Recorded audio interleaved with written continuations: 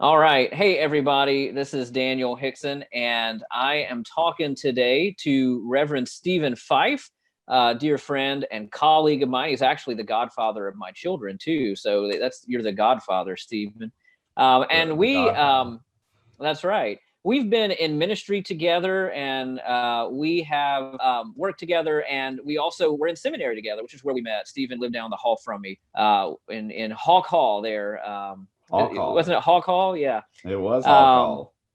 I don't know if and it's came still there wandering or in my not. door one day. So that's how we met somewhere in there in seminary. So Reverend Stephen Fife, I'm very glad to have you. And we're hoping that we can do a few videos like this of talking about topics or things that are interesting to us. And today, as we were getting ready, we both ended up talking about C.S. Lewis and an essay that he wrote.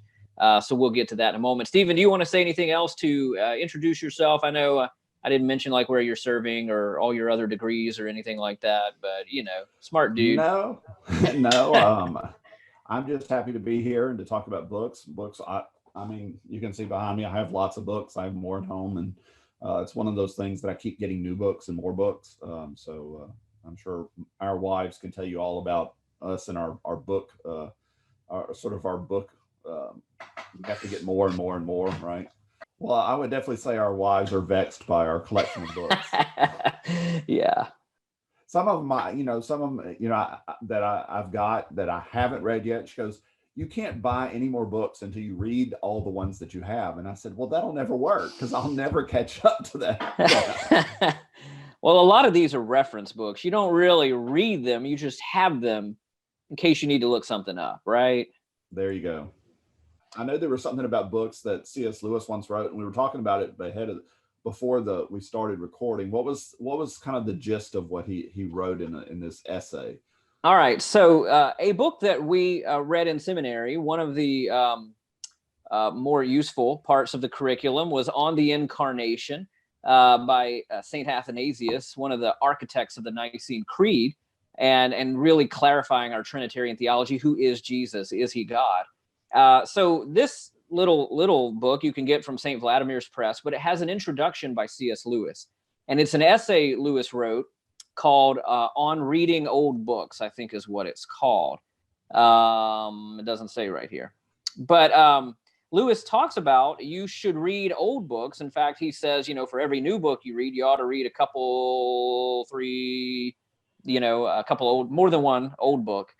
And he talks about some of the reasons why he thinks that's a good idea. So we were kind of hitting on that.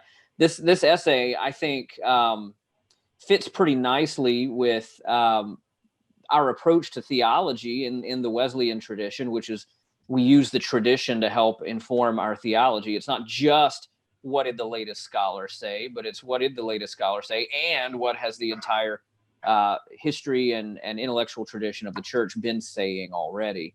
And you kind of bring all that together. So I think Lewis does a good job of that, actually, in all his stuff. So the quote is, "It is a good rule after reading a new book, never to allow yourself another new one till you have read an old one in between.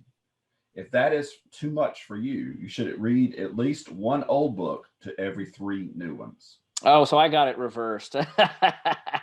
But and he I guess go he ahead. definitely has that he's trying to push, that the older books kind of help us form into the new books. So that we shouldn't get tight. And then he goes on and talks a little bit about the things of the age. I love that he says every age has its own outlook. It is especially good at seeing certain truths and especially liable to certain mistakes.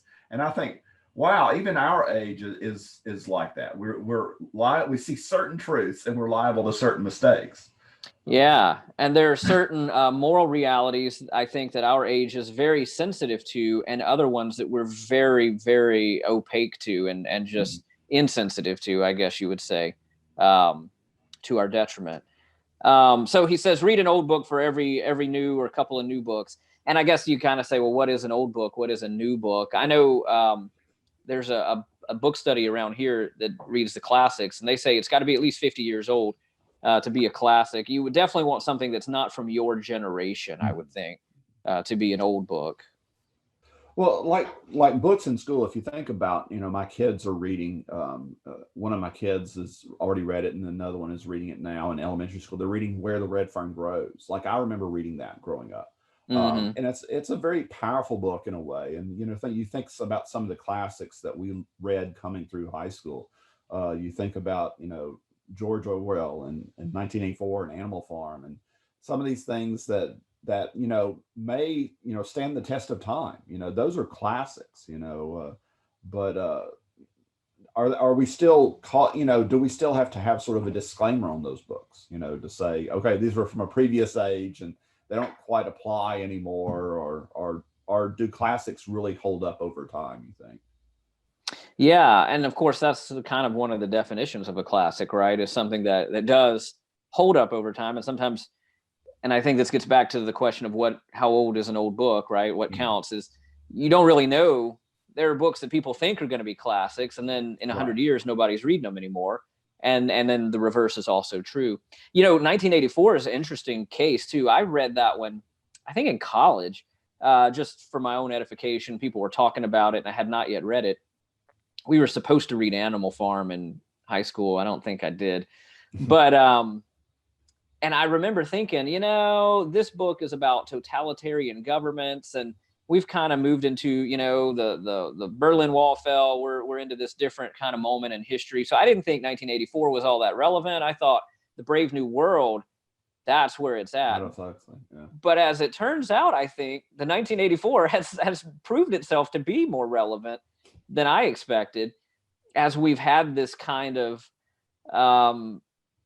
coming together of political power and then kind of consumer technology and all these concerns about free speech and who's the gatekeeper of what conversations you can have. And as I'm looking into one right now, we all have these screens in our homes with cameras on them, like in 1984, but the government didn't put them here.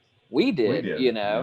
For entertainment purposes. So it's almost like Brave New World and 1984 we're both right in some ways. And yeah.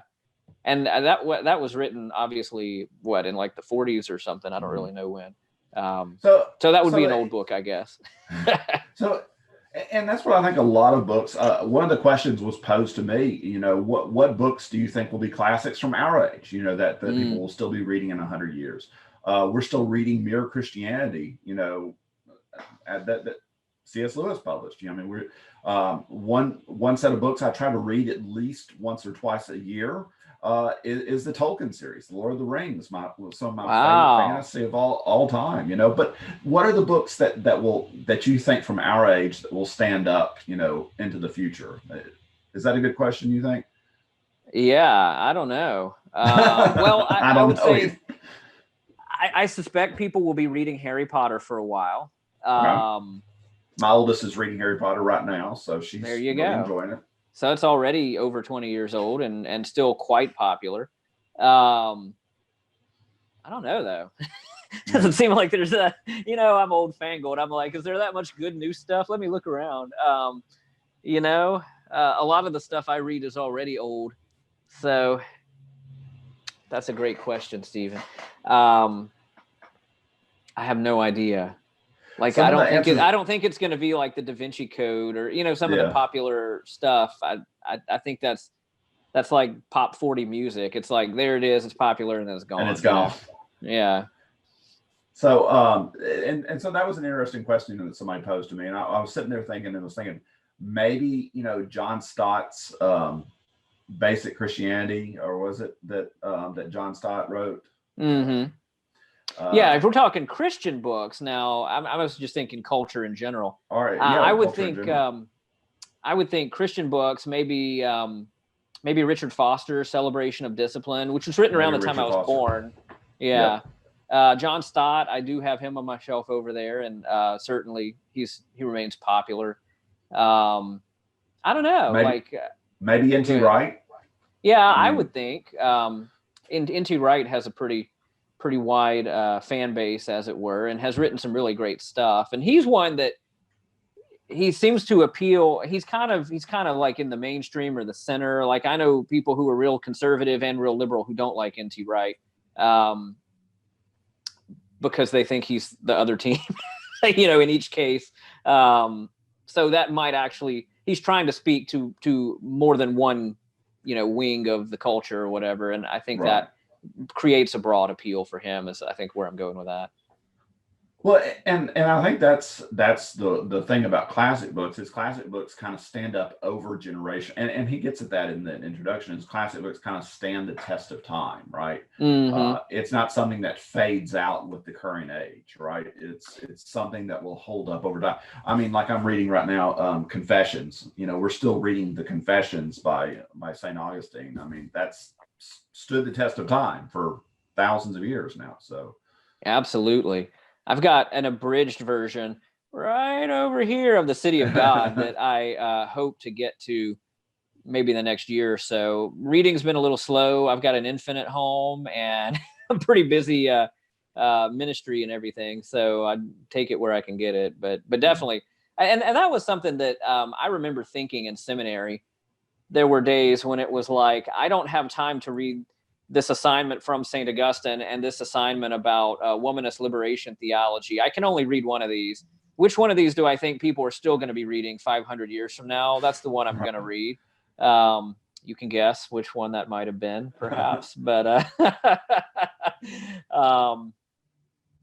I mean, I think it's important to be familiar with lots of stuff, but what do you really want to invest lots of time in? One of the things that Lewis says in this essay, that I thought was really insightful, getting back to seminary assignments and academic reading, is when he was reading books about Plato, and then he started trying to read Plato, he found that Plato was much easier to understand and read than all the interpreters of Plato, or many of the academic interpreters. Their books were obscure and needed to be interpreted, whereas Plato was much simpler to understand, and that was a mark of genius. And that was one of the things that made, the Republic and other works of Plato made them classics. That's one of the reasons why they stood the test of time. He says Athanasius on the Incarnation is a similar thing.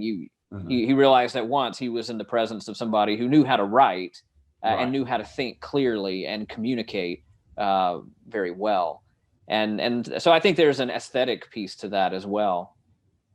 Well, and I think, if we're talking about literature, we can also talk about the Bible and how people still read it, thousands of years after it was originally written, and still find meaning in these scriptures, still find different pieces that apply, almost, it seems like they apply to their lives every day. And I think that's important to that stuff that stands the test of time is a classic, but just simply because it does have that broad appeal, and because it is written for not just the original audience, because Plato, I'm sure, had an original audience, but also towards people of all time, And I think so much of our books today are focused on like one particular constituent, right? We're going to focus in on these people, and we're going to write to this particular time and this particular event and this particular context, Yeah. You see that a lot, and maybe it's just the nature of the marketplace. I mean, I go to a bookstore and I'll see, a lot of books about current events or current political debates. And I guess it's good to have lots of voices chiming in and participating, but it's definitely something that, a year down the road, it's like, who's going to buy those books, or bother reading them? I mean, maybe a historian one day will wade into some of that, but there's just so much of it. So yeah, I think one of the things that defines a classic is that it deals with themes that are permanent, right? Themes that have to do with human nature, which doesn't change. Love, loss, tragedy, triumph, kind of these big themes.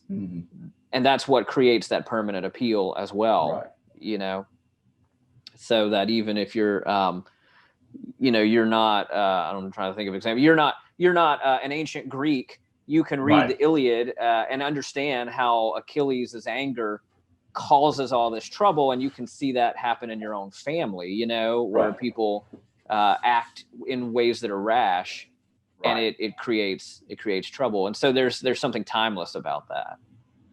Well, I'm also a counselor by trade too, in addition to being a pastor.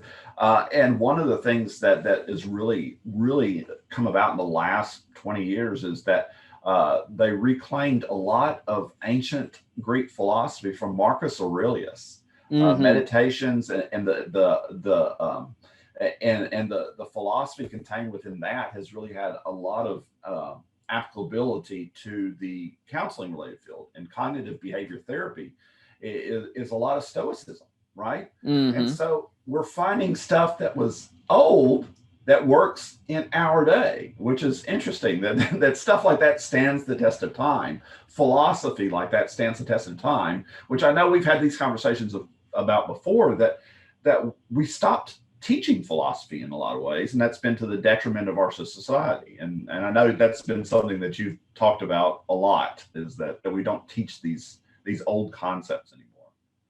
Yeah, it's interesting that you mentioned that, Stephen. I didn't know that Stoicism was having kind of a renaissance of interest in the counseling field.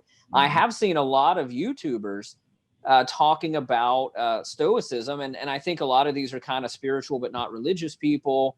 They're looking for a worldview or a code to live by, if you will. And many have found Stoicism and Marcus Aurelius and some of the other ancient authors to be very attractive. And I think that's interesting. Of course, there are a lot of parallels between Stoicism and classic Christianity, although there are, of course, a lot of differences as well. So just as a pastor, trying to be aware of sort of the spiritual yearnings that are out there in our culture, that's something that's been of interest to me. And then trying to say, okay, what is it about Stoicism that people are finding attractive, and how can we say you can find that same stuff and more in classic Christianity as well? Right. There's a good book about Stoicism and Christianity called The Painted Porch. It talks a lot about Paul developed. He was very well trained in the classics philosophy of the day, and Paul developed sort of his approach to Christianity is very philosophical in a way. If you read Paul a lot. Somebody asked me one time if I was more of a Pauline Christian or more of a Peter Christian, and I said probably Pauline, because I just like Paul. But his approach is very methodical in a way. It's laid out in a very methodical way, and I appreciate that, and that he used what he was working with. He used examples of the day and pulled from the worldview around him. Yeah, and of course you do see, like you just said, Paul quotes from other ancient sources and pagan and Greek authors and stuff, which is kind of interesting. If you think about, so there's a pagan author who writes something, and then Paul quotes it, and under the guidance of the Holy Spirit, now that original quotation has become part of the Word of God. Does that make that ancient author actually a Christian prophet? It's kind of interesting to kind of think about. But well, and then you look at the Proverbs. Proverbs are very stoic. The Proverbs are very stoic in nature, so they have that sort of background, that they have this very stoic approach to life, and so that's a point of connection as well, that people are seeking and looking for something to influence their life. They're reading Marcus Aurelius, but are they reading the Proverbs? And that's another thing to point out. One of the things I wanted to say about books that stand the test of time and are considered classics is, whenever I do funerals, I read the 23rd Psalm, but I read it in King James English, right?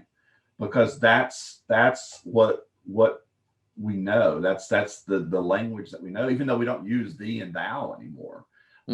It's still that classical poetry. It's still that Shakespearean poetry that speaks to us. Yeah, there's the aesthetic quality along with the spiritual truth, mutually reinforcing. Yeah, I usually typically do also recite the KJV Psalm 23 at funerals, particularly at graveside services. And that is, it's a classic in our culture. It's something people may be somewhat familiar with, even if they don't, like you said, read the Bible or read it in the King James Version. Yeah. Well, you mentioned you were reading the Confessions. Anything else that you are working on right now, or hoping to get to, or just finished, or anything like Hoping that? to get to Well, a lot of that. Confessions. Yeah. Yeah. I got Rowan. Speaking of new books, let's talk about new books. I just picked these up, and you might already have these. I have the Rowan Williams Being series, Being Human, Being Oh. Disciples, Being Christian. I don't know if you've read that trilogy before or not. Mm-mm. Okay. I like Rowan Williams. I think he's a much better theologian than he was an archbishop, but that's a different podcast, I'm sure. But I think his writing is really, really, really good, and he's a thinker, beyond what I'm able to think about. So, and he also looks like a Yes. wizard in some way. Yes. So I like the wizard look he has going for him. But it's I wonder if eyebrows, he. right? Yes. I wonder if he cultivated the wizard look on purpose, or if that was just something that emerged from the mystical experiences he was having. He just started looking that way or something. But I've got just a couple of Rowan Williams books. I did go to a conference where he was speaking a couple of years ago, so I did get to meet him. And I also am a fan of Rowan Williams.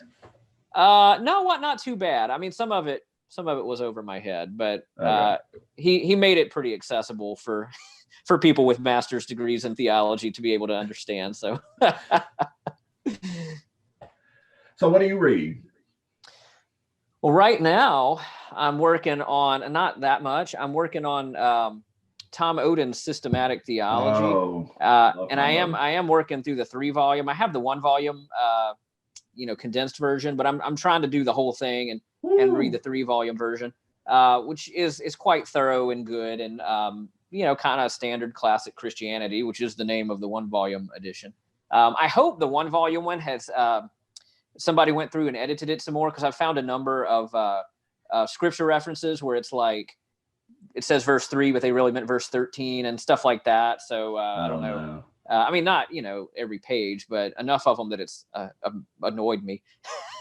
But and I'm also reading a biography of Winston Churchill. It's a 3-volume biography called The Last Lion by William Manchester, and I'm in the 3rd and final volume. So I'm about 2 years into the Second World War. I've learned a lot about both of the world wars just reading this biography of Churchill, who is really interesting person. And I don't know that I would have liked him if I met him, but I think he was clearly somebody who was raised up and had a certain personality. Martin Luther's kind of like this, certain personality and certain gifts to meet a certain challenge and calling. So just interesting to read that. It's really the only stuff I'm reading right now. I'm not even reading any fiction. Fiction. I should. It's something I aim to always be doing. And I did relatively recently, did finish rereading actually The Lord of the Rings and the Silmarillion and the Hobbit and basically the whole Tolkien, everything I got from Tolkien. But that was only my second read through. I don't do it every year, so I'm impressed, Stephen Fife, because I did it. I read them all in college, so that was like 20 years ago, almost now, and dang, and then I read them the last year and a half or so, 2 years. So amazing though. I want to read them again already. So amazing. So I have a feeling we'll be rereading Tolkien, 100 years from now, right? Yeah. I don't know if we'll be rereading George R.R. Martin 20 years, 100 years. I had the same thought when you were saying what's popular today that's going to be a classic. People often compare Martin to Tolkien, of course, as he's, in many ways indebted to Tolkien. And I've read some of his stuff. I haven't read everything, but I first of all, I sort of wonder if he's even going to finish his big Song of Ice and Fire series before he dies, because he's not making a lot of progress on it. No. But I it's so, I don't know. I think it's a work for this moment in time. This cynical, dark, gritty, pornographified moment in time, and I don't know if it's going to be around for forever. the way Tolkien, I think, will be. And I think that's what we talked about is it written for this moment in time, this particular context, this particular cynicism, as you said, pornographic filled time, or is it written for people of all time? And I think that's the big thing between what is a classic and what we will continue to read or reread versus what's going to be read and then, sent to the half-price bookstore. Right. Well, any other thoughts on books or any recommendations? Like everybody in the world, you should run out and go read this right now. I don't know. One thing I'm starting to read right now is there's a medieval wisdom for modern Christians, I think. I can't remember the author, Armstrong, maybe. Get this, medieval wisdom for modern Christians, and again, C.S. Lewis, Finding Authentic Faith in a Forgotten Age by Chris Armstrong. So I was right on the author and the title. Well, there you go. That looks extraordinarily interesting to me. That's not the book I was thinking of. It's kind of gets back to what we've been talking about. What stands the test of time? What a faith that stands the test of time is not just a faith for the moment, right? And I think that's what we've always been looking at as far as what we've seen happen in the world today is we're developing a faith that's current, right? Current age, modern faith. But what stands the test of time? What is a classical faith? Maybe that's what we need to be talking about more is what is a faith that is authentic and classic that stands the test of time? Yeah, and you and I have talked a lot about this. That's, I believe, at the root of a lot of the divisions in the churches right now, and is this kind of, and I get it, you're always translating the faith for a new generation, right? Wow. You're always having to kind of adapt to a different cultural context or milieu all the time. But how do you do that without, without sacrificing essentials of your faith and without misleading people about what exactly Jesus is calling you to when he says, take up your cross and follow me? What right. does that mean? And I think, we've had this sort of move in Christianity to try to make things that are appealing to people, worship services that are exciting or entertaining or appealing in different ways. And so there's a temptation to do that with our theology, with our proclamation as well, and kind of like first ask, what do the people want to hear, and then give the people what they want, and but if you do that, are you giving them something that's time tested or something that's going to be gone? Is it Chesterton? Somebody said something to the effect of, I'm going to butcher the quote, the church who marries herself to the spirit of this age will find herself a widow in the age to come, or something like that. And somebody, if anybody comments, they can tell me where that comes from. But I think that's a temptation that we always have and always have Absolutely. Had. I don't think that's only a contemporary issue. Yeah. So and that gets back full circle, back to C.S. Lewis's advice to read old books and not only, the latest, greatest, mega church pastor or hip theologian that, is creating buzz, but also, are you reading St. Augustine? Are you reading, C.S. Lewis? Are you reading the medieval mystics or whatever the whole tradition offers to you? So that you can stay grounded. And that's the thing that Lewis talks about. You notice things when you read old books about yourself and about your own presuppositions. Mm-hmm. And he says it's not even the case that they're always right in their presuppositions and you're always wrong, but interacting with them helps bring those things into focus. What are my presuppositions? And let me critically examine them. So, so that we're not just giving people like, bubblegum Christianity or something. Well, and I will say, and I think we've talked about this before, but a good pastor, a good preacher is a reading pastor. It's a reading preacher. Mm-hmm. So I would encourage everybody to continue to read, even after seminary, even after I finished seminary and I read so much during seminary. I was like, okay, I'm done reading. No, you're not done reading. You have to. I think you continue to read, and that's something that's important to me. Is that I continue to interact with books that are coming out, also books that are old that I'm rereading and going back to, like the Confessions. I read this in seminary, but I'm going back to it again. Okay, well, or City of God. We read City of God in seminary. I was going to ask, you mentioned rereading things. Are there books that you have reread again and again and again? I'll mention a couple for me. Probably the books I've read the most in my life, outside of biblical books, are Mere Christianity, The Great Divorce, The Screwtape Letters, and The Hobbit. I've read all of those multiple times. So C.S. Lewis was right. We should reread stuff, and especially his old books. Especially his old books, yeah. Yes. But again, I think that goes back to, when I reread stuff like Mere Christianity or The Great Divorce, and I'm, interacting with the world today, you can see new things in this. Like, C.S. Lewis wrote this, 60, 70 years ago, and yet here's this thing happening, this month or this week.